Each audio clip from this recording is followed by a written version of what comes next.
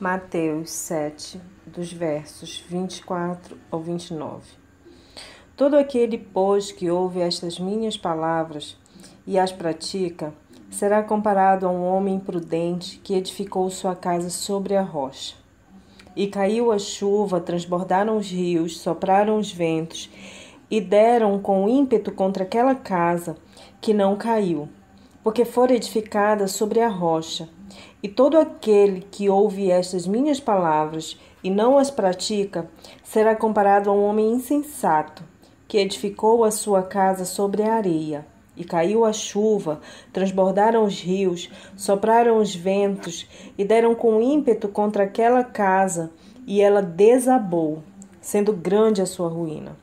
Quando Jesus acabou de proferir essas palavras, estavam as multidões maravilhadas da sua doutrina, porque ele ensinava como quem tem autoridade e não como escribas. Então vamos imaginar, meninas, que nós estivéssemos fazendo uma obra, uma reforma na nossa casa. E nós decidíssemos que deveria ser, por exemplo, a garagem deveria passar a ser um escritório.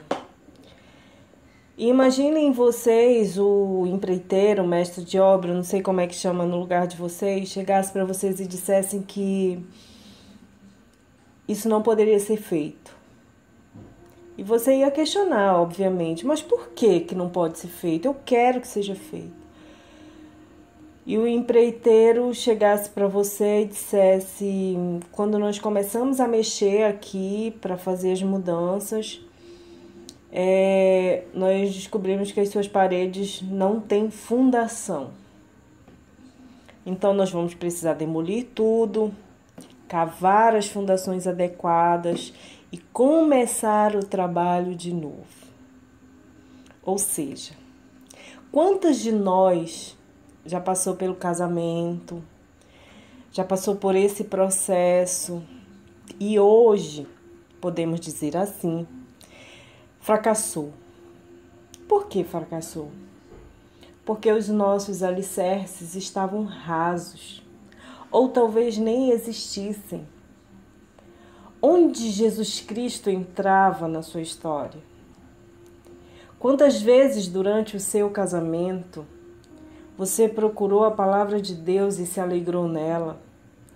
Quantas vezes durante o seu casamento você tornou como regra de prática e fé os ensinamentos bíblicos que nos são dados, que nos são renovados diariamente, porque se nós lermos os textos todos os dias eles terão coisas novas para nos dizer. Quantas vezes as programações das nossas igrejas foram irrelevantes para a gente e nós preferimos escolher um jantar com os amigos, um filme na TV ou qualquer coisa dessa natureza. E aí começamos a fazer a obra sozinhas, de qualquer jeito. Levantamos paredes, levantamos muros, mas esquecemos das fundações, esquecemos dos pilares, esquecemos dos exercícios, esquecemos de colocar o ferro, depois o concreto maciço, né? E aí, do nada, essas paredes ficam sem sustentação. Isso a gente vê acontecer, às vezes a gente vê no noticiário, o prédio caiu, vai lá ver o que foi. O pilar estava com problema, não estava bem feito, foi feito com areia ruim, enfim, né? E aí a gente traz isso para a nossa vida. E nós estamos nesse processo de começar de novo. Olha só. No início eu disse que nós estávamos fazendo uma reforma na nossa casa. Nós estamos buscando transformação, ou seja, eu coloquei como exemplo tirar a garagem e transformar no escritório. Por quê?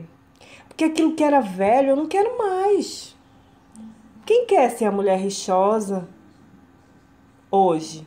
Ninguém. Nós já entendemos que isso não faz bem para a saúde do nosso casamento e da nossa família. Quantos de nós aqui quer ser intolerante, quer dar a última palavra, não quer ter submissão?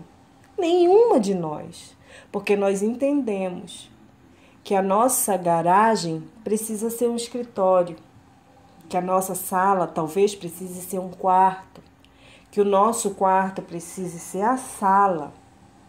Mas isso está condicionado àquilo que o nosso empreiteiro disser que pode ser feito e que será feito, porque ele é quem entende da boa obra, ele é quem é o dono da nossa vida, ainda que a casa seja minha. É o Senhor que é o empreiteiro dela e é Ele quem vai designar quais são as mudanças que precisam ser feitas. E daí a gente pode se questionar, mas eu preciso mesmo fazer isso? Às vezes a gente vai pensar que a gente contrata a obra, quer que seja feita do nosso jeito. E o empreiteiro está dizendo que não pode ser feito assim, porque assim não vai dar certo. Aí a gente questiona. Mas não pode ser feito só assim? Não pode só ser feito assado? Aí o empreiteiro vai ser inflexível. Se ele for honesto e bom, ele vai dizer não. Se eu fizer assim, não vai prestar. Se eu fizer assim, vai dar problema lá na frente. Por quê? Porque se nós não cavamos a profundidade adequada, as paredes vão ruir e vão cair. E muitas das vezes nós queremos fazer isso com o Senhor. Não, vou orar aqui 10 minutinhos, tá bom. E uma vez por semana e olhe lá. Não, jejuar, pra quê? Passar fome? Não, isso não é pra mim não. Espera aí que eu vou terceirizar esse serviço e vou pedir para a irmã Ana Paula lá fazer por mim. Aí eu terceirizo. A irmã Ana Paula jejua por mim, a irmã Ana Paula ora por mim, a irmã Ana Paula faz todos os sacrifícios por mim. Espera aí, eu vou ser bem atendida? Eu estou alicerçando o meu lar ou eu estou barganhando com Deus? Onde vai ficar os meus alicerces? Ou seja, muitas das vezes nós estamos querendo o resultado de imediato. Queremos fazer obras baratas e a mudança não vai vir. Nós precisamos entender que a fundação certa, ela vai fazer a diferença entre uma construção que vai durar uma eternidade, entre uma construção que eu transformo na minha vida de fé, na minha vida de compromisso com Deus, na minha vida de mudança e entendimento de que Deus é o centro dela, ela será eterna. Não vai ser qualquer ventinho que vai ruir aquilo que Deus construiu em mim. Mas se eu escolho um tempo pequeno de oração, de jejum, de estudo da palavra, de busca incessante, a profundidade dos meus alicerces serão adequadas para que Jesus habite na minha vida de uma maneira que qualquer pessoa vai olhar a obra e vai dizer: nossa, que obra bem feita. Certamente, Jesus saberá que as nossas fundações estão adequadas. mesmo que elas sejam invisíveis, porque a olho nu, muitas de nós parecemos bem, mas estamos destruídas. E a boa fundação é aquela que só o Senhor conhece. Nós precisamos entender que é extremamente importante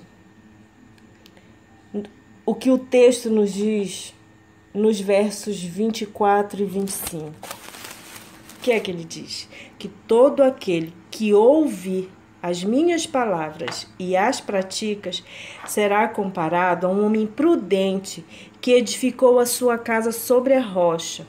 E aí caiu a chuva, transbordaram os rios, sopraram os ventos e deram com ímpeto contra aquela casa que não caiu, porque fora edificada sobre a rocha.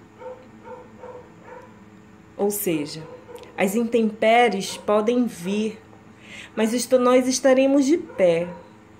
Não vou dizer que nós não vamos chorar, não vou dizer que nós não vamos ficar tristes, mas nós teremos sempre a certeza de que o Senhor está ali, que Ele vai nos dar exatamente aquilo que nós necessitamos.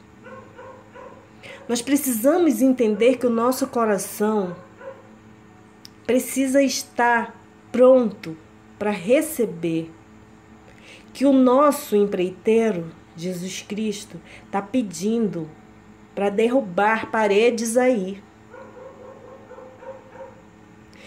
Que o Espírito Santo tem nos incomodado a dizer e dizendo para nós que o nosso eu precisa sair para que Cristo cresça em nós.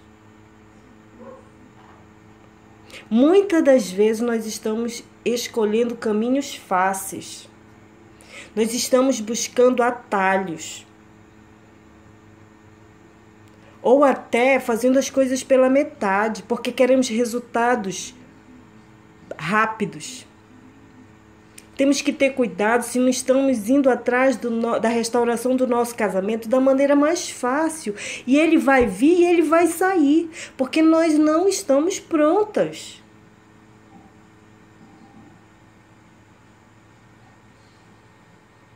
A construção certa, ela sempre vai ser mais demorada. Ela sempre requer mais cuidado, mais zelo, mais atenção. O trabalho é difícil, é árduo, é cava aqui, depois joga um concreto. A gente sabe disso. E nós vamos precisar nos humilhar muitas vezes diante de Deus. Nós vamos precisar dizer para Deus que eu dependo dEle. Ele vai precisar mexer naquilo que mais dói em nós. Ele vai precisar tirar de nós paredes que nós não queremos nos desprover disso. Seja o orgulho, seja a falta de perdão, seja a ira, seja a mulher rixosa, seja a língua que não se refreia, seja tantas coisas que muitas das vezes estão dentro de nós e que nós não enxergamos. Mas tudo isso é para que quando a tempestade vier, nós estejamos de pé,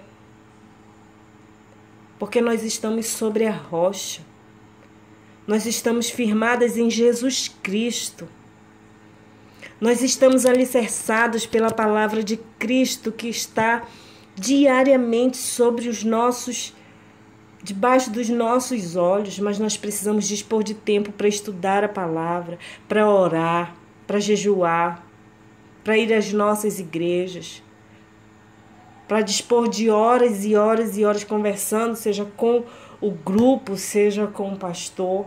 Mas há coisas dentro do testemunho da Mônica, da Ana Paula, da Odilene, da Aline e de tantas outras que já tiveram as suas mudanças e as suas vidas transformadas.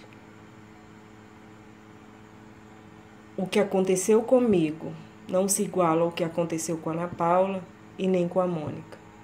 As ações precisam ser nossas individualmente, ainda que busquemos nelas os exemplos. Nós precisamos entender que nós somos diferentes. Somos iguais apenas em crer que Jesus Cristo é o nosso alicerce, é a nossa rocha de libertação. E é Ele, através dele, com Ele e por Ele, que os nossos lares continuarão de pé, sem o desânimo que continua dentro de muitas, sem a falta de fé que continua perseguindo muitas, sem a desesperança, porque Jesus Cristo é a nossa rocha. Amém.